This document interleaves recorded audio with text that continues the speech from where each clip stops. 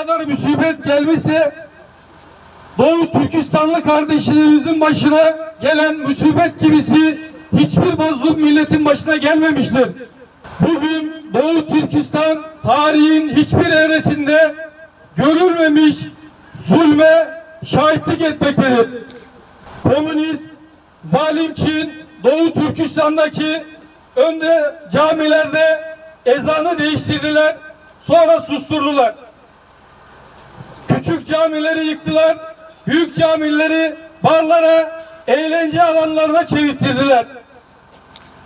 Şu anda Doğu Türkistan'da ne bir cami var, ne de bir ezan sesi var. Ramazan ayında Müslümanların oruç tutması yasaktır. Evlerde Kur'an-ı Kerim okumak, namaz kılmak kesinlikle yasaktır.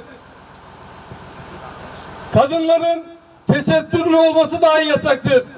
Şu anda Doğu Türkistan halkı resmi kaynaklara göre 1 milyondan fazla, gayri resmi rakamlara göre 3 milyon ve 5 milyona kadar Uygur, Özbek, Kazak, Türk Müslümanları eğitim kamplarında tutsak edilmektedir.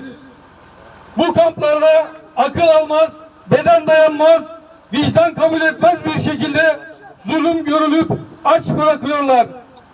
Bir ay kalan toplama kamplarında bir şekilde mazlum kardeşlerimiz şehit ediliyor.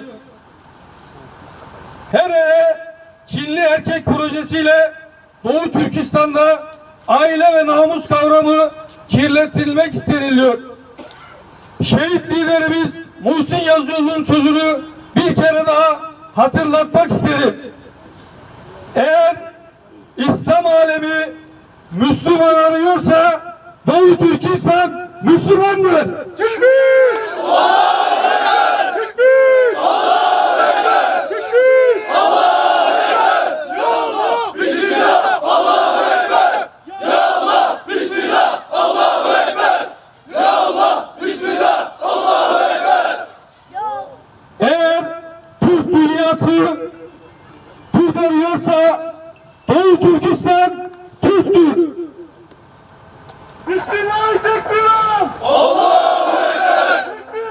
Allahu Ekber! Tekbir! Allahu Ekber! Ya Allah! Bismillah! Allahu Ekber! Ya Allah! Bismillah! Allahu Ekber! Ya Allah! Bismillah! Allahu Ekber! Eğer insanlık insan arıyorsa Doğu Türkistan insandır. Kanımız aksada zafer İslam'ın. Kanımız aksada zafer İslam'ın. Kanımız aksada zafer İslam'ın. İslam alemine kanayan yaramız olan Doğu Türkistan için sesleniyorum. Biz ne zamanki bir olup tek vücut olursak zalimleri, kafirleri, hainleri bertaraf ederiz. Yaşasın bağımsız Doğu Türkistan! Yaşasın bağımsız Doğu Türkistan! Yaşasın bağımsız Doğu Türkistan! Yaşasın bağımsız Doğu Türkistan!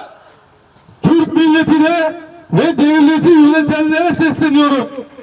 Geliniz Doğu Türkistanlı kardeşlerimizin bağımsızlığı için tam destek verelim, mücadele edelim. Şehit liderimiz Muhsin Yazıcıoğlu'nun da en büyük hayali olan Türkistan Birliği'ni kuralım. Dünyaya huzur, barış getirelim.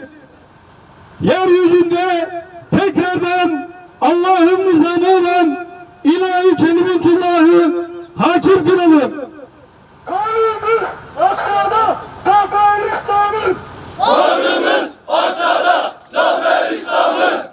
Kanımız aksada zafer İslam'ın. Kanayan yaramız olan Doğu Türkistan'daki zulme sessiz kalan siyasilere ve İslam alemine iki cihan güneşi Peygamber Efendimizin sallallahu aleyhi ve sellemin sözünü hatırlatmak istiyorum. Zulmün karşısında sessiz duran, suskun kalan ve duyarsız olan dilsiz şeytandır. Biz Muhsin Başkan'ın askerleriyiz.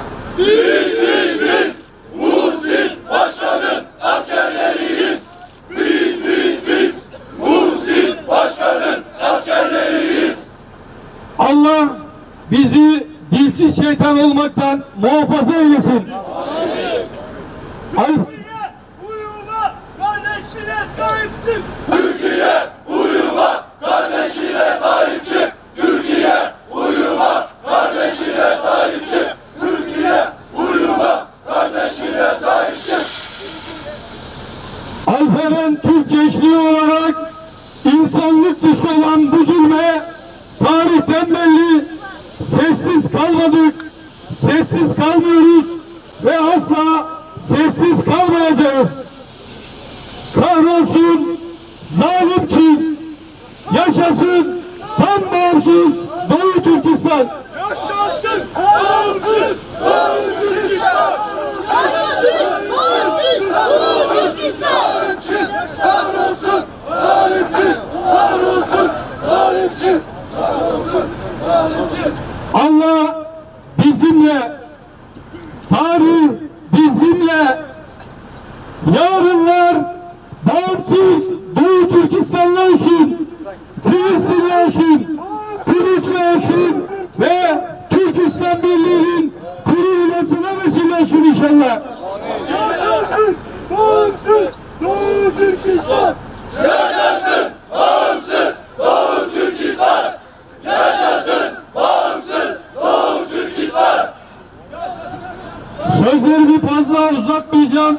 Son olarak şehit liderimiz Muhsin Başkanımızın son bir sözüyle sonlandıracağım. Şehit liderimiz hep söylerdi. Zulüm Azrail olsa hep hakkı tutacağız, hep hakkı kaldıracağız, hep hakkı söyleyeceğiz. Mukaddes davalarda ölüm bile güzeldir. Allah hepinizden razı olsun. Var olun, sağ olun. Duyarlılığınızdan ötürü hepinize şükranlarımı sunuyorum. Allah'a emanet olun diyorum. Osmanlı'nın torunu